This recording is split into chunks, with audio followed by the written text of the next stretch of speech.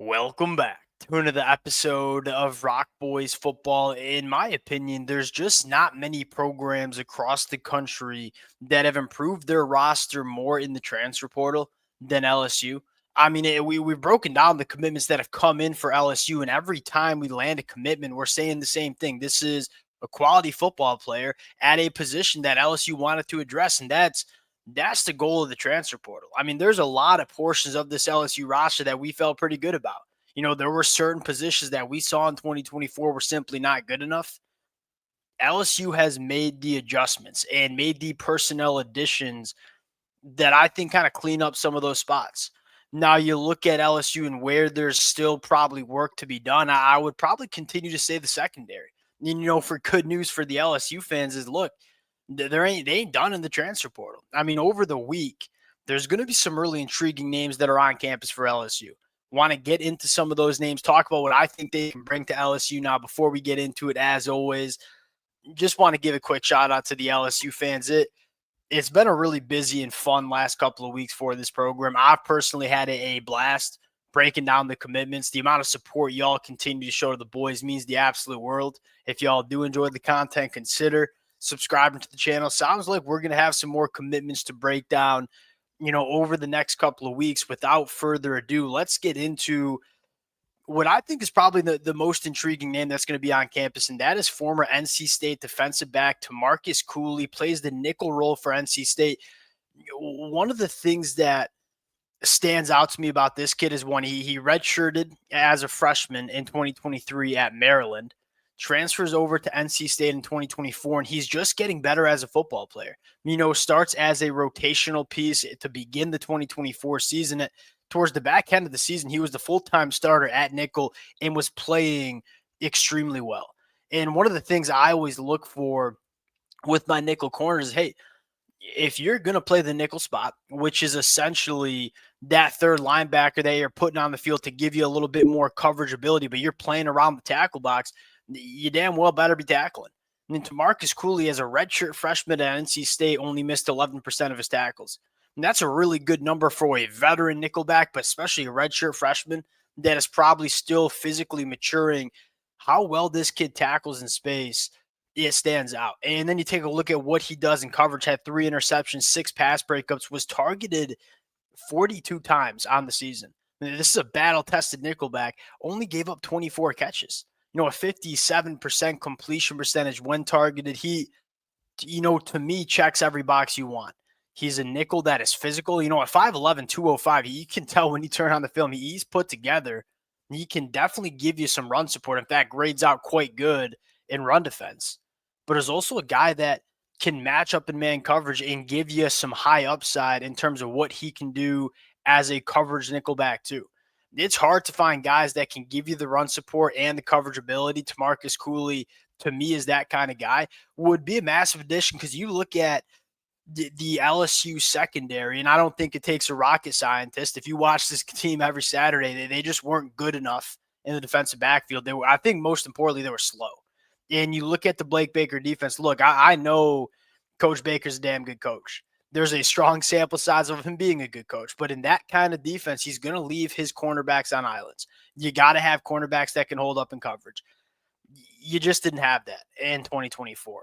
You take a sneak peek to 2025, you say, all right, Mansour Delane coming in. The guy that we know is a very, very good cornerback coming from Virginia Tech. Plug and play guy. You potentially have a guy in DJ Pickett who I would not be surprised starts early and plays a role early for LSU.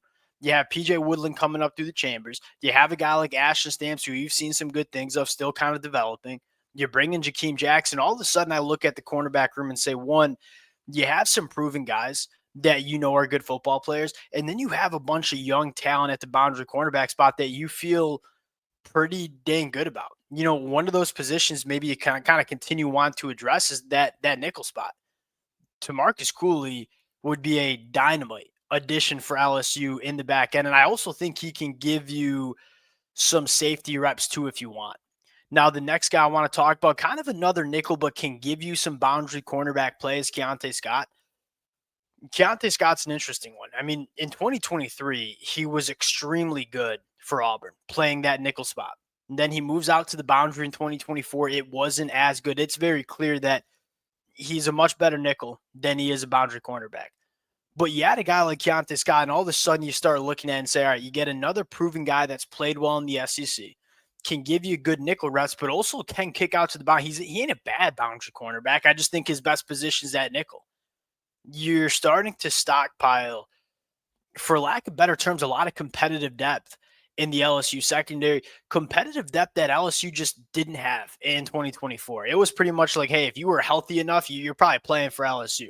All of a sudden that conversation, to me, it kind of changes and says, hey, if you want to play in the back end of this LSU defense in 2025, you better be practicing one. You better be a damn good football player because we got other players that can play. Last year, you didn't really have that. So to Marcus Cooley, Keante Scott, two guys, I would imagine that, LSU probably only takes one of them. You can get one of these guys, you start melting away some of the concerns that you have in the back end of the defense. And again, LSU has addressed a lot of problems, right? We said not good enough at the pass catcher spot. Barry Brown, Nick Anderson. All of a sudden, you look at it and say we got one of the better wide receiver rooms that we have in the SEC. One of my big takeaways from LSU in the bowl game is that offensive line, specifically at tackle. I feel better about it than I did heading into that football game. I'm kind of encouraged by the offensive line. Now, is it going to be as good as it was in 2024 with a guy like Will Campbell? It's probably hard to make that argument, but you've recruited the position well. You're getting some young guys that are kind of developing through the ranks. If you wanted to add one more name, this one could make sense. Now, he's not scheduled to visit as of right now, but you are hearing that LSU's kicking the tires. Alabama right tackle Elijah Pritchard. Look, Elijah Pritchard checks every single box you want. At 6'6", 327, 34-plus inch arms. He's an offensive tackle that was made in a laboratory. Every single physical trait you need to play tackle at a high level in the SEC, Elijah Pritchard has. He just hasn't played that good of football for Alabama in the 2024 season. Can you bring him in and kind of reach his potential? And let's just be quite frank about it. You look at that Alabama coaching staff, I think it was a disaster on the offensive line. Like Caden Proctor on the left side, started to show flashes as a freshman, did not, at least in my opinion, didn't really get much better going into year two. Elijah Pritchard clearly not getting maximized. Now there's a potential that, hey, maybe Elijah Pritchard just ain't that good, and we kind of missed on him coming out of high school. That could be the case. There also could be a case, hey, you give this kid a change of scenery and some new voices coaching him up, and if it clicks, you're getting a potential all-SEC tackle because those are the traits that Elijah Pritchard has. I wouldn't be surprised if LSU kicks the tires on Elijah Pritchard. The last name I want to talk about going to be on campus, Donovan Green, another kind of intriguing one. You go back to Donovan Green as a true freshman in 2022. Was really good. I thought he was going to be one of the better tight ends in the country over the next couple of years. You hear really good returns from him in 2023's fall camp. He goes down with the season-ending injury before the season starts. Misses all of 2023. Then you fast forward to 2024. He's continuing to work back from the injury. In 2024, it wasn't good. He didn't look like himself. Maybe a 2 years removed from the injury, you can kind of unlock the kid. Again, for Donovan Green, you've seen with your own two eyes that he's played pretty dang good at the tight end spot. And he's also a big body that can inline block. And especially with Keante Green, I think we all agree we kind of want to keep him split out wide as a pass catcher. Just too dangerous, too dynamic to be an inline tight end, at least in my opinion.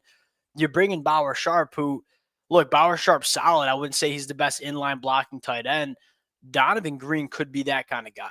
And that's kind of important when you're talking about the tight end spot where you want tight ends who excel at different things. Donovan Green, as of right now after the injury, maybe not the most dynamic pass catcher, but a guy that still is a big body that gives you that frame for inline blocking. We'll see what happens with Donovan Green, but that's another name that you look at the tight end spot and say, all right, we want to keep Keante Green on the outside, then we better probably get another inline tight end. You brought in Bauer Sharp, who can play. Donovan Green would be a guy that if he fully recovers from the injury and we get the Donovan Green we saw as a true freshman, can be a difference maker as an inline tight end. Again, I'm intrigued with LSU because to me it seems like every position that we left the 2024 season having question marks about, they're answering those questions in the transfer portal, which again is a stark difference from 12 months ago where we had big time question marks at certain positions for LSU, and they just didn't address them, for lack of better terms. They just kind of rolled into the 2024 season, and those positions that we had question marks about ended up costing LSU in a big way. This year it's different. Like there's a lot of aspects. You start at the quarterback spot. There's not many quarterbacks you trust more going into the 2025 season than Garrett Nussmeier. They got the most important position on the football field figured out. You still had some questions. Now the difference is they're answering those questions. And all of a sudden, the questions you had about this LSU roster are kind of getting melted away because of how they're using the transfer portal. This is a team that it was good in 2024. It's hard to see them not being better in 2025, especially if you can close out this transfer portal cycle in a big way. We'll see how it plays out. Big fan of Tamarcus Cooley from NC State. Pretty big fan of Keante Scott. And then just some other interesting names to monitor if you're an LSU fan.